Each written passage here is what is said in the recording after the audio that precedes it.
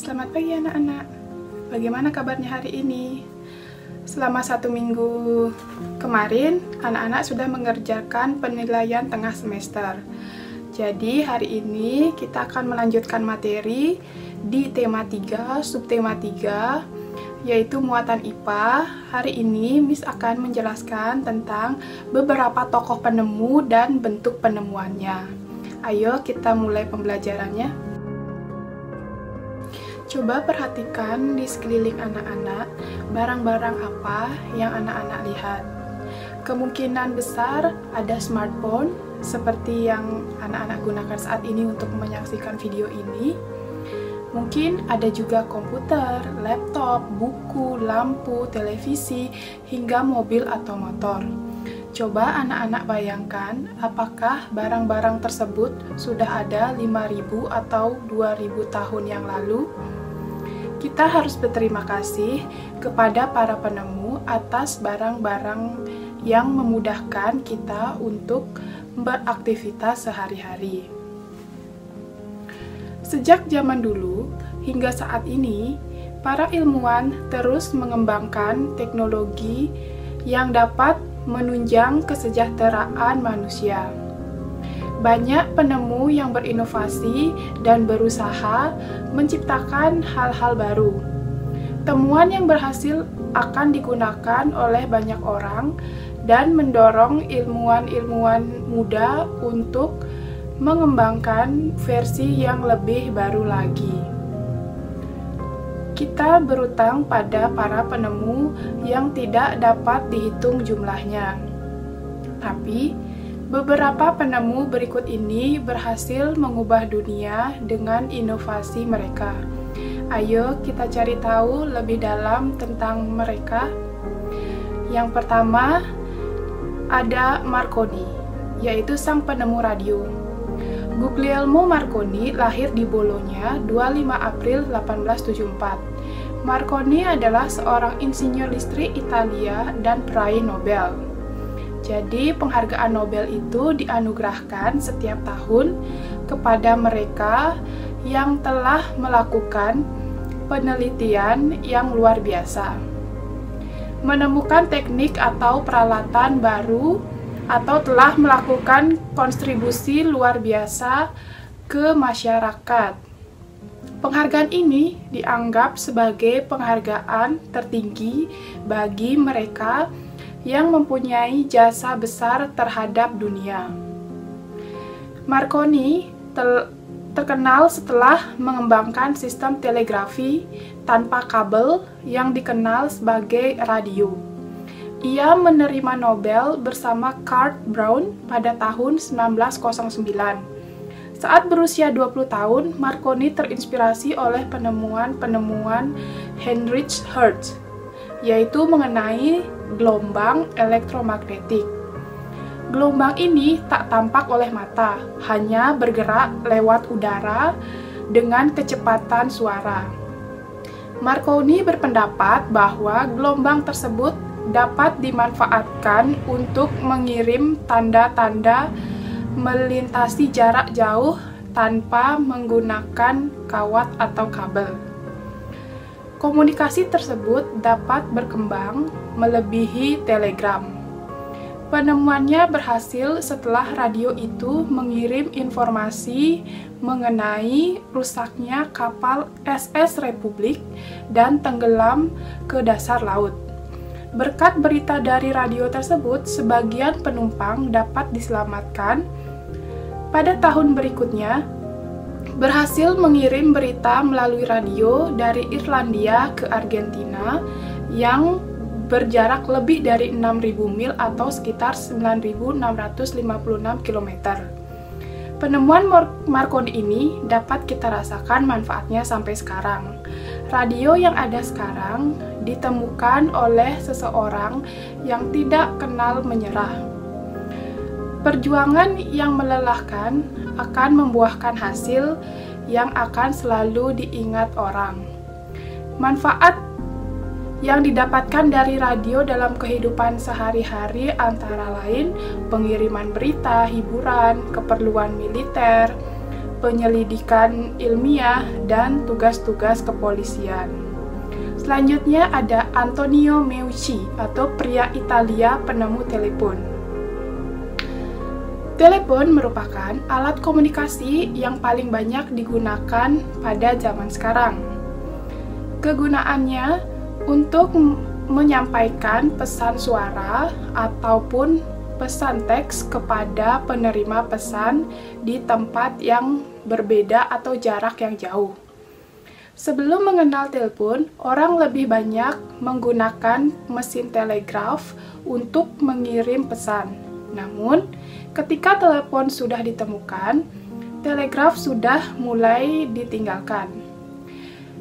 Antoni Santi Giuseppe Meucci, seorang penemu berkebangsaan Italia yang berhasil menemukan telepon.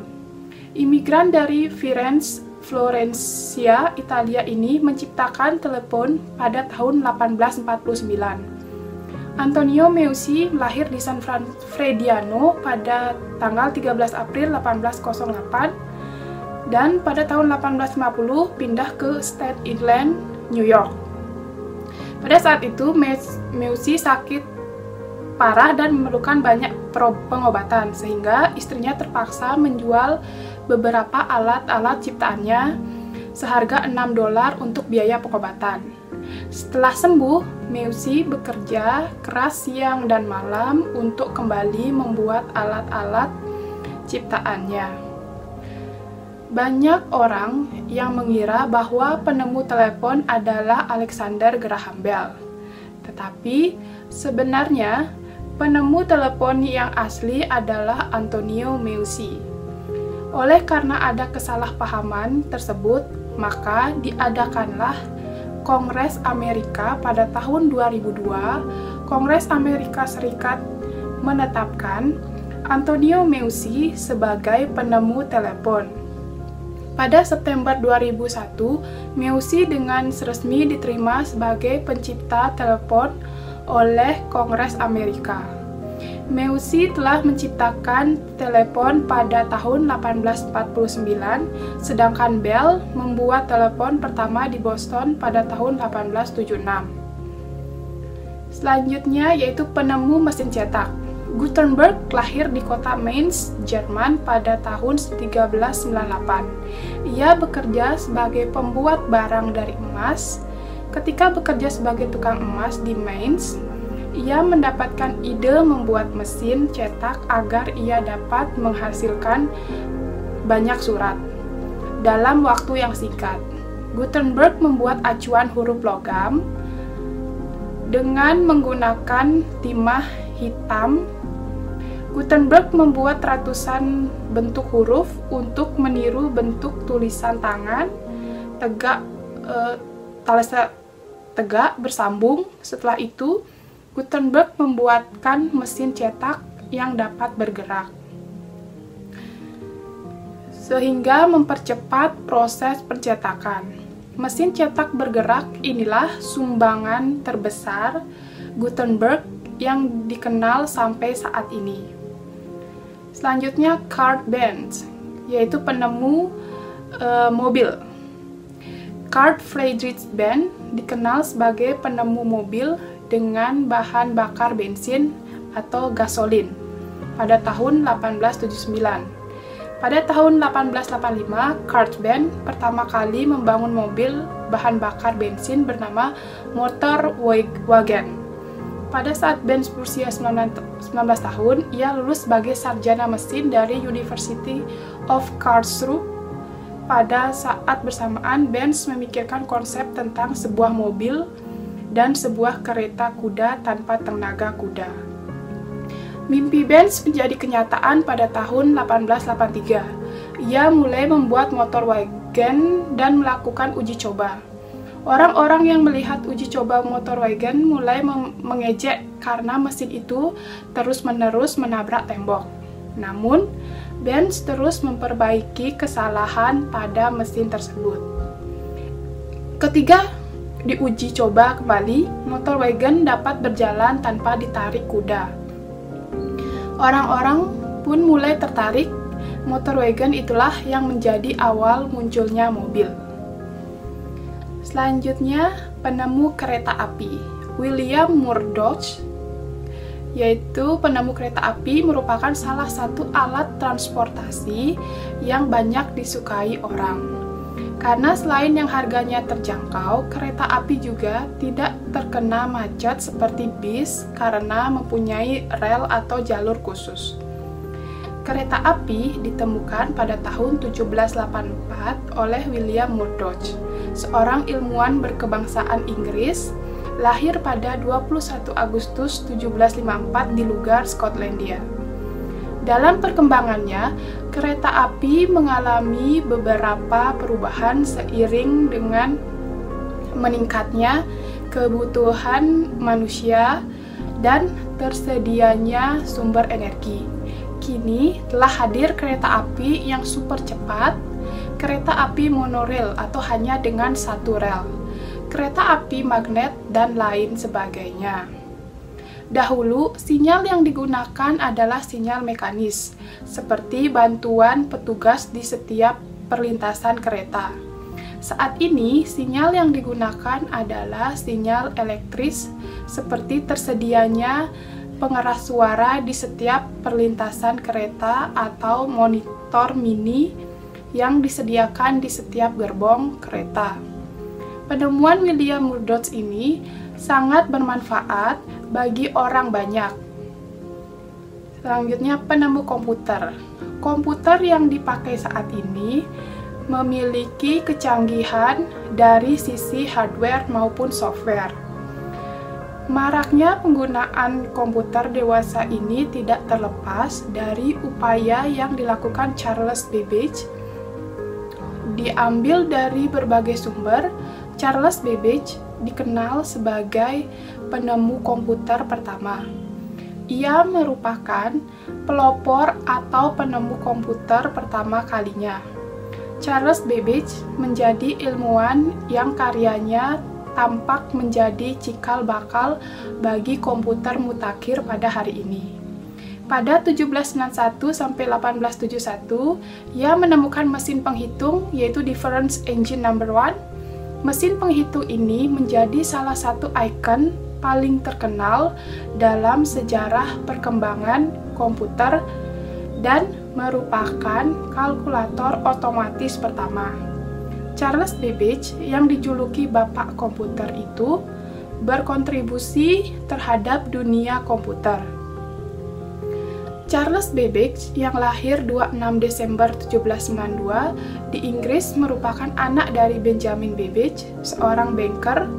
Ia memiliki kelebihan dalam bidang matematika. Ketika memasuki Trinity College di Cambridge pada 1811, ia memiliki kemampuan matematika yang jauh lebih baik ketimbang tutornya sendiri. Ia juga sebagai matematikawan dari Inggris yang pertama kali menggunakan ide tentang komputer yang bisa diprogram. Pada usia 20 tahunan, Babbage bekerja sebagai seorang ahli matematika di bidang fungsi kalkulus. Pada 1816, dia terpilih sebagai anggota Royal Society yang merupakan organisasi sains dan akademis independen Inggris Raya. Ia juga memainkan peran penting di Yayasan Organisasi Astronomi dan Geofisika. Astronomical Society pada 1820, ketika itulah Babbage mulai menunjukkan rasa tertariknya pada mesin hitung. Pada 1821, Babbage membuat mesin yang dapat menyusun tablet matematika yang disebut dengan Difference Engine. Ketika melengkapi mesin tersebut, di tahun 1832, Babbage memiliki ide tentang mesin yang bisa menyelesaikan tidak hanya satu jenis namun bermacam jenis operasi aritmatika.